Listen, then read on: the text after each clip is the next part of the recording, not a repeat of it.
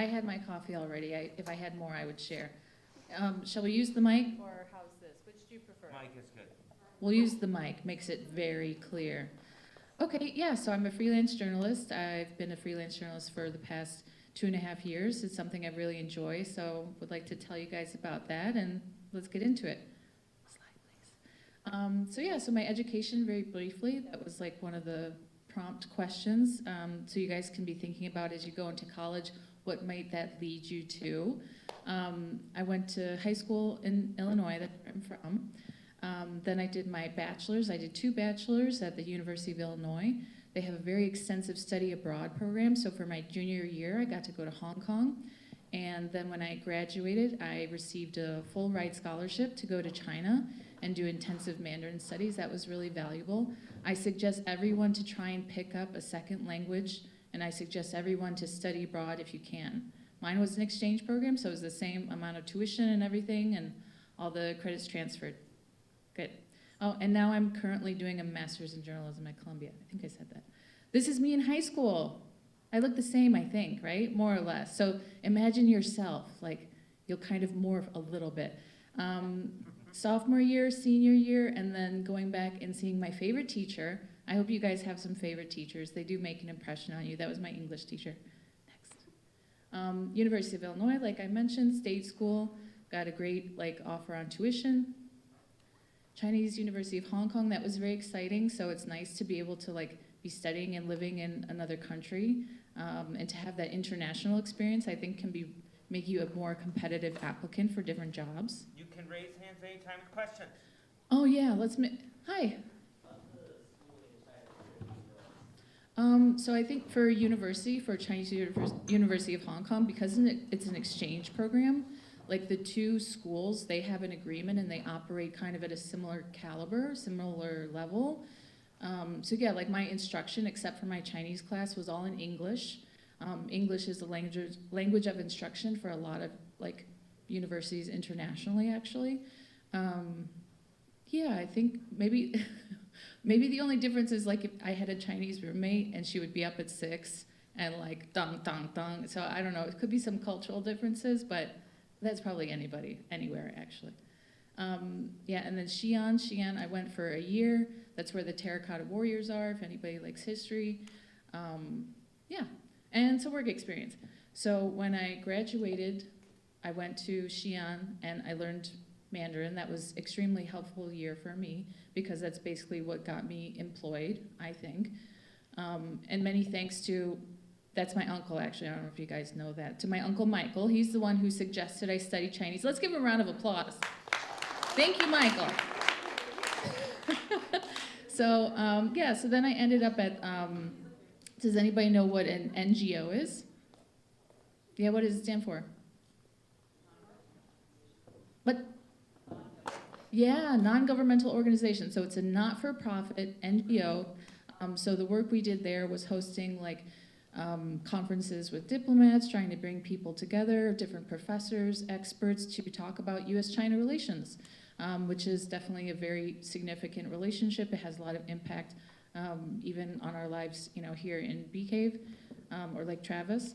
And so I think also when you're going through careers, we will all switch careers. I think especially the younger generations, there's a lot of opportunity. I think it's an iterative process. It's organic. It's you have one experience and then you're oh, I kind of want to have more of this kind of thing, or I want something less like this. So I think with my work at the Carter Center, I went into it, it's quite idealistic. It's bringing very high-level people together for discussions, and then after a while, I felt it was maybe a bit too esoteric. What does that mean? Esoteric. SAT word. SAT word. Checking. Okay. It means a little bit too abstract, a little bit too out in the air, and so I wanted something that I felt was more tangible, more concrete. So I thought, I love to travel. I've always loved to travel on a shoestring budget. But so then I joined the tourism industry. I just made a total flip. And I went to Wild China, that's in Beijing. And I got to lead and design trips throughout China, so that was really awesome. I gained like 10 pounds because you're eating something and you're like, what if this is my only chance in my whole life? I'm ever gonna eat this. You're like, oh, I gotta finish it. And yeah, I got to see a lot of the country, which it's a very diverse country, like the US, it's huge, you know. Checking, okay. And then with that job, like, it's very fun, it's very exciting, but then after a while you have a bit like of fatigue because you're traveling for like 3 months straight, and you're always, you know, smiling and happy and like, you know, making sure that your customers enjoy your experience. So then I was like, okay, I want a break from this. Yeah, I always enjoyed writing, and I'm very curious by nature, so I think that is something that can help you guys, is like to start to try and understand what are your own like personality assets of something that you can leverage in your work. So yeah, so then I started getting into this, and it's really nice because the gig economy, what's the gig economy? Does it sound familiar? No, okay, well that's all right. Anybody gig econ, can you guys try to filter in here actually? Make friends with people? Because that way I'll just like keep my eyes here. There's many seats over here in the corner. And the question on the table right now is, what is the gig economy? Does anybody new know?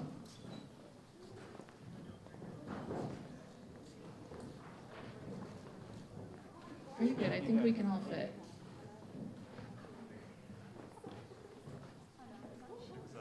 Okay, cool. So, has anybody ever ridden in an Uber? Raise your hand if you've ridden in an Uber. Or a Lyft. Okay, great. That's a gig economy. So it's people, it's workers, they step in when they want to work, they step out when they don't want to work. So there's these little gigs. It's not like a full-time, you're not a full-time salaried employee, but you step in for these like different opportunities to make money. So for me, as a freelancer, or anyone who's a freelancer, you're self-employed and you go after these gigs. So I come up with a story idea, or I find an editor or a publication that is looking for a story, and I'm like, hey, I can do that for you.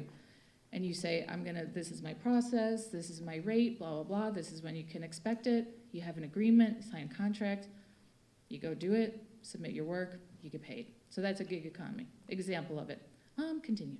Oh, okay, let's look at some work examples. So the New York Times, I wrote for them about an art gallery, an LGBT art gallery in Beijing.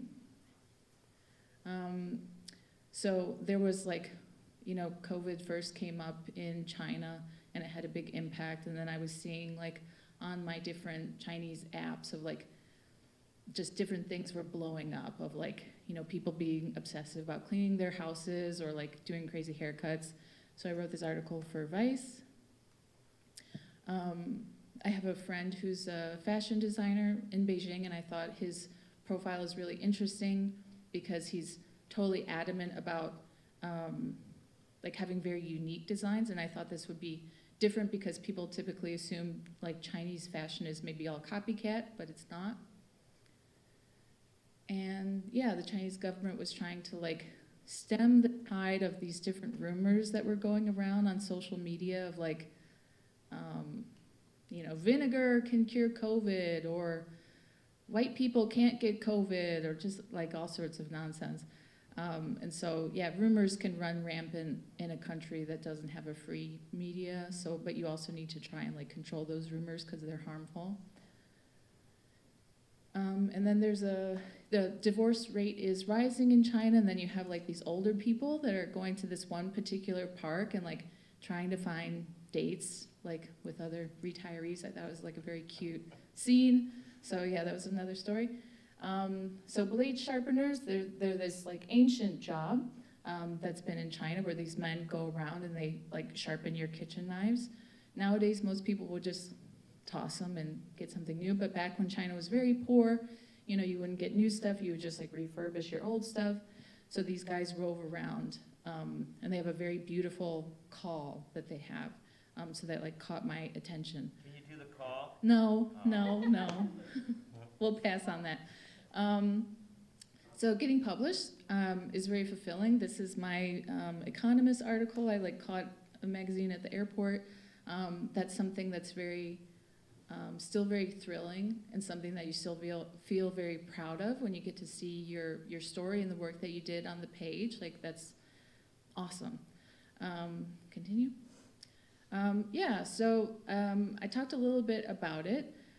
It's based on a specific marketable skill, but it could be other things, right? Like if you're very good at graphic design or you're very good at photography and you really love to do these things, that could be something that you start to get into as a freelancer.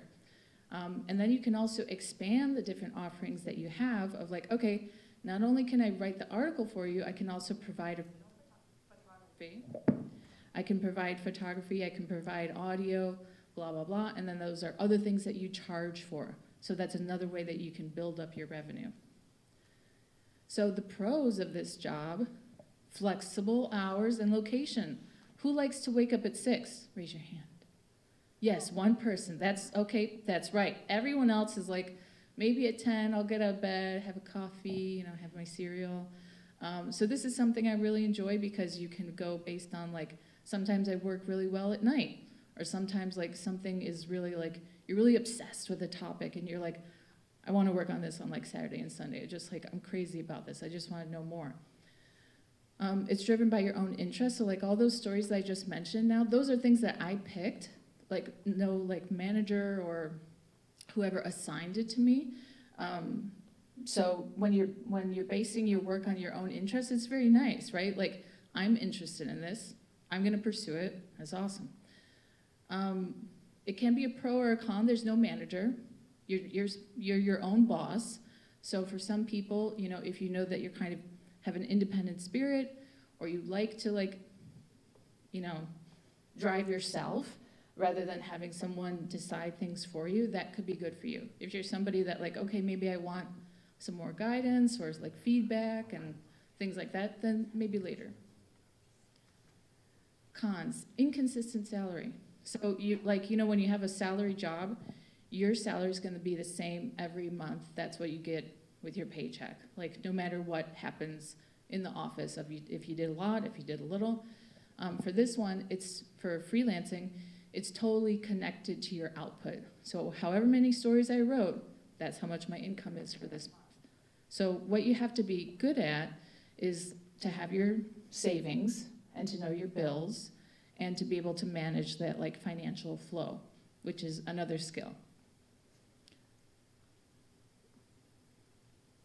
The lots of no, let's talk about that, is like, so you're pitching out a lot of stories to different editors, and my impression is that like sooner or later, every story is gonna be able to find a home, but you're gonna have to shop it around. You're gonna get a lot of no's. It's like, you like this girl, you like this guy, they say no. Okay, you gotta like try for the next one. And you just gotta be ready like for when that opportunity comes, I guess. The work process, so it's really simple. It's very direct, I think. Something that's interesting around you, something that you observed in the world, something that you can access, right? Something that's around you so you can talk to people. You have to first make sure like what's out there already. I can't pitch a story that's already been done. It has to be unique, has to be interesting. You pitch it to an editor. You find out who they are, what publication they're with, what kind of topics do they cover. You find and interview people. So that also is another skill involved here, is like the social skill of being able to talk to people, ask questions. You research the background, so maybe you need to go to archives, or you need to do some reading in a different language, or what have you. And yeah, does anybody like to write here? Some people, okay, yeah. So the writing process can be really enjoyable. You like go through it, revise it, submit it, easy. I think I'm gonna pause here because we both have a little bit of shortened time. Questions so far? Yeah.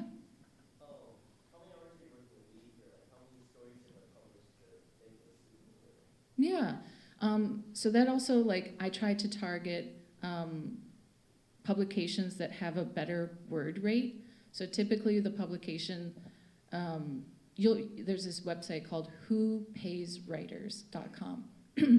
And people submit what they've been paid by this publication. So then I can look on there and say, okay, they pay $1 a word. They pay $1.20 a word.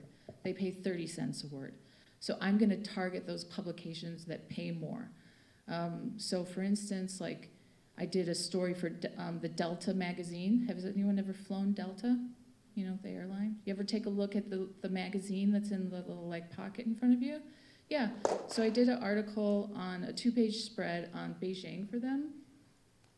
And it was like 1,000 words, but it was all like really short paragraphs because it was talking about like where to stay, what to eat, what to see. It was 1,000 words, it was $1 per word, so that was $1,000. And and then I was like, oh, and I have photos for you as well, and I'm gonna charge you $700. So went to 1.7. And then, you know, I tried to pitch again to them later, and I'm like, hey, I've also been to Shanghai. Like, I can write the same story for you there too. So you want to have the recurring customer, and you want to target those publications that pay more, and you want to have these other things to offer for them. Typically what I'll do is like, I'll have a couple short stories, maybe like in a month, maybe I'll have like 4 stories. And that's kind of enough for me because I tend to write around 1,200 words. That's like my sweet spot. And so for something of that length, you want, you're gonna need to talk to several people, you're gonna need to interview, you're gonna need to do some research. It's not like, you know, if something's 500, it could be very like short and sweet and quippy. But for me, like the kind of product that I make is like that. And also, beyond being a freelancer, like when I was in Beijing, I also do editing for like Chinese students that want to apply to US schools. So I read through their application and things like that. And that's very like quick and easy for me. And it's like 1 page is like $60 US. So that's like a way that I boost my income. But then at the same time, I'm having these articles, and those are more sort of fulfilling to me, more like personally important. But I have this other thing going on that helps me to generate income. Yeah. Any other questions at this moment? Yeah.